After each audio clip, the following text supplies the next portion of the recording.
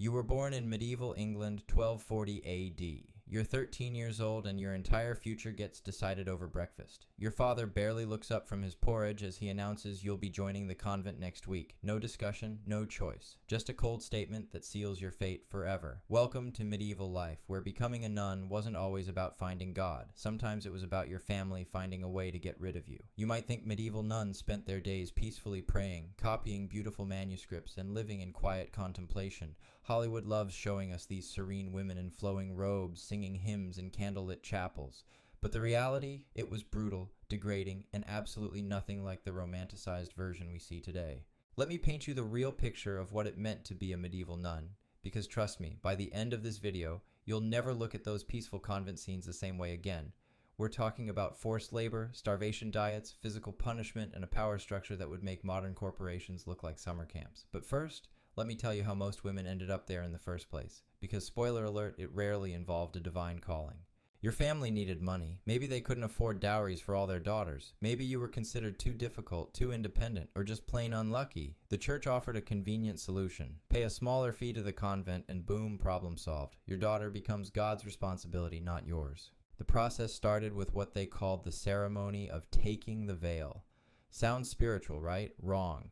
They literally dragged you to the front of the church while your family watched. The priest would cut off all your hair in front of everyone, symbolically killing your old life. Then they'd force you into rough, scratchy robes that smelled like mold and decay from the previous nun who died wearing them. But here's where it gets really twisted. They made you lie prostrate on the floor while they threw dirt on your body, simulating your burial to the world. You were officially dead to your former life, dead to your family, dead to any dreams you might have had. And you were maybe 14 years old when this happened. Once inside those convent walls, the real nightmare began. Forget about gentle morning prayers and peaceful meditation. Your day started at 3 in the morning with bells clanging loud enough to wake the dead. No snooze button. No rolling over for 5 more minutes. Miss the bell, and you'd face punishment that would make military boot camp look gentle. The daily schedule was designed to break you down completely. 7 prayer services throughout the day, each lasting hours. Matins at 3 a.m., lauds at dawn, prime at 6, terce at 9, sext at noon, none at 3 p.m., and vespers at sunset. And that was just the praying. Between each service, you had manual labor that would destroy your body piece by piece, scrubbing stone floors until your knees bled, hauling water from wells that seemed bottomless, washing clothes in freezing streams that turned your hands blue and cracked, copying manuscripts for hours until your fingers cramped and your eyes burned from straining in dim candlelight. And if your handwriting wasn't perfect, they'd make you start the entire page over again. The food situation was its own special kind of torture. Medieval convents practiced extreme fasting as a form of spiritual discipline, but spiritual discipline is just a fancy way of saying organized starvation. You got thin porridge for breakfast, watery soup for lunch, and maybe some bread for dinner. Meat was forbidden except on special holy days, which happened maybe 5 times a year. And here's the kicker. The hierarchy inside these convents was more vicious than any high school drama you can imagine. The abbess ruled with absolute power, and she wasn't afraid to use it. Older nuns could punish younger ones for any perceived slight. Looking the wrong way, speaking out of turn, or even walking too loudly could result in days of solitary confinement or public humiliation. But the physical punishments were just the beginning of what made medieval convent life absolutely unbearable. The psychological warfare was where things got truly horrific. These weren't just religious institutions, they were sophisticated systems designed to crush your spirit completely. The abbess and senior nuns had perfected techniques that would make modern cult leaders jealous.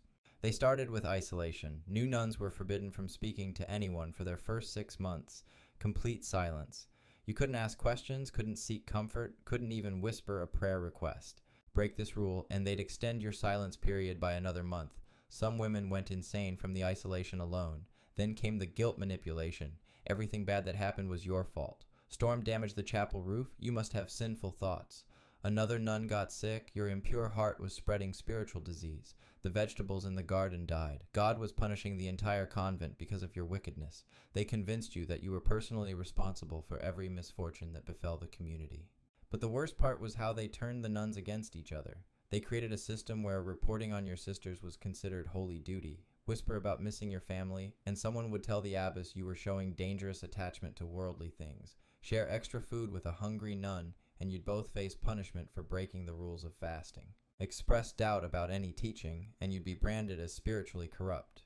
The punishments themselves were designed to humiliate you in front of the entire community. They'd make you eat your meals on the floor like an animal, while the other nuns watched in silence, force you to confess imaginary sins in front of everyone, detailing how evil and worthless you were, strip you down and make you sleep on bare stone as penance for pride. And here's something that'll make your skin crawl. Many of these convents had what they called the discipline chamber, a small windowless room where they'd lock you up for days at a time. No light, no warmth, no human contact. Just you and whatever rats happened to be living in there. They'd slide thin gruel under the door once a day if you were lucky. But wait, it gets worse. Because even when you thought you'd endured everything possible, they had one final twist that would haunt you forever. The death preparations. When elderly nuns were dying, they forced the younger ones to watch the entire process. Not as a mercy, not as respect for the dead, but as psychological conditioning. You'd sit for hours watching your sisters waste away, listening to their final gasps, seeing their bodies prepared for burial. They wanted you to understand that this rotting corpse would be your future, too. They'd make you kiss the dead nun's feet before burial, whispering prayers about how blessed she was to finally escape this world. But here's the sick part. They weren't celebrating her release from earthly suffering. They were programming you to see death as your only possible salvation. Think about that level of psychological manipulation. They convinced terrified teenage girls that their only hope was dying as quickly as possible. And the cherry on top of this nightmare Sunday? Many convents kept detailed records of every punishment, every confession, every moment of weakness. Your failures followed you for decades. Breakdown crying in year 1, they'd bring it up in year 20 to prove you were still spiritually defective. Show kindness to another nun, written down as dangerous emotional attachment. These weren't just prisons, they were psychological laboratories where human breaking points were studied and perfected. Now here's the part that'll really mess with your head. Some of these women actually defended the system that tortured them. Stockholm Syndrome on a massive scale. After years of being told their suffering was holy, that their pain brought them closer to God, they started believing it. They'd become the enforcers, the ones inflicting the same cruelties on new arrivals that had been inflicted on them. Picture this, a woman who'd been starved, beaten, and psychologically shattered for 20 years, now standing over a terrified 14-year-old girl, explaining how blessed she was to experience such divine suffering. They described their own trauma as spiritual gifts, their scars as marks of holiness. The system had turned victims into perpetrators so effectively that many never realized they'd been abused at all. And escape? Forget about it. Leaving a convent was considered apostasy, abandoning God himself. Your family wouldn't take you back because you'd bring shame on their name. Society viewed former nuns as spiritually contaminated, unmarriageable, and cursed. You had nowhere to go, no skills for the outside world, and no money. The convent walls weren't just keeping you in, they were keeping everything else out. But here's the most twisted irony of all. While these women suffered in silence, the church was getting rich off their misery. Those dowries families paid, pure profit. The manuscripts they copied in agony, sold for huge sums, their unpaid labor maintaining massive properties. Free real estate development. The church had created the perfect scam, convince families that spiritual torture was a blessing, then profit from the broken bodies and minds of their daughters. So the next time someone tells you how romantic and peaceful medieval times were, remind them of this.